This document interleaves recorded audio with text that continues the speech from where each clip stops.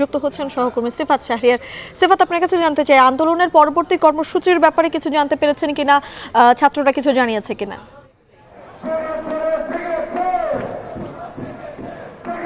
এখন পর্যন্ত জানায়নি, তবে 10 মিনিটের মধ্যে তারা সেটি জানাবে তাদের পরবর্তী কর্মসূচি কি হবে। এবং বৈষম্য বিরোধী ছাত্র আন্দোলনের যারা সমন্বয়ক রয়েছে তারা ইতিমধ্যে দেখতে পাচ্ছেন আমার ঠিক পেছনে অবস্থান নিয়েছে, এবং শিক্ষার্থী যারা বসে অবস্থান করছিল রাস্তায় তারা ইতিমধ্যে দাঁড়িয়ে গেছে এবং কিছুক্ষণের মধ্যেই তাদের যে পরবর্তী কর্মসূচি সেটি জানিয়ে দেওয়া হবে। এবং শাহবাগের আশপাশে যেসব শিক্ষার্থীরা সারাদিন অবস্থান নিয়েছিল তারা এখন শাহবাগের এখানে এসে অবস্থান নিয়েছে এবং মিছিল নিয়ে চারপাশ থেকে এসে এখানে এসে জড়ো হয়েছে, যেহেতু কিছুক্ষণের মধ্যে তাদের যেই পরবর্তী কর্মসূচি সেটি ঘোষণা করা হবে।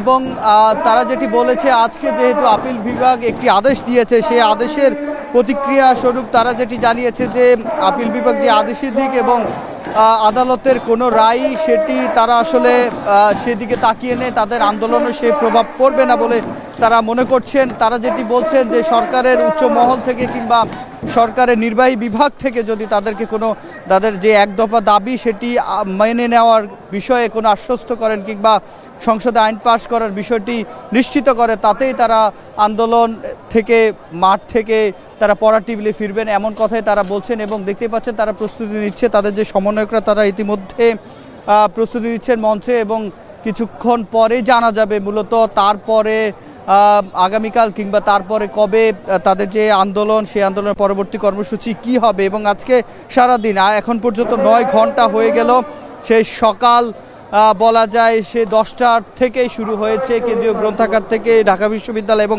ঢাকা কলেজ, ইডেন কলেজ, তারা নিউ মার্কেট, নীলক্ষেত এলাকা, সায়েন্স ল্যাব এলাকায় তাদের যে কর্মসূচি সেটি পালন করেছে। এবং ঢাকা বিশ্ববিদ্যালয়ে যারা রয়েছে তারা ফার্মগেট পর্যন্ত তাদের যে আন্দোলন সেটি চালিয়ে গেছে। এবং এখন পর্যন্ত এই অঞ্চলের ফার্মগেট বলেন, তারপর এই দিকে শাহবাগ কিংবা সায়েন্স ল্যাব, এই পুরো এলাকায় যান চলাচল বন্ধ রয়েছে। এবং এখন ঘোষণার পরই তাদের যে কর্মসূচি সেটি ঘোষণার পরে এখান থেকে শিক্ষার্থীরা যে অবরোধ কর্মসূচি রয়েছে বাংলা ব্লকের, যেটিকে বলা হচ্ছিল তৃতীয় দিন আজকে, সেটি তারা প্রত্যাহার করবেন কিংবা আজকের মতো যে কার্যক্রম সেটি তারা শেষ করবেন, তারপরে এই যান চলাচল যেটি রয়েছে সেটি স্বাভাবিক হবে। তো এই ছিল আমার কাছে শাহবাগ থেকে সবশেষ।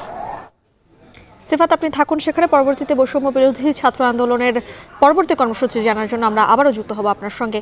এদিকে শিক্ষার্থীদের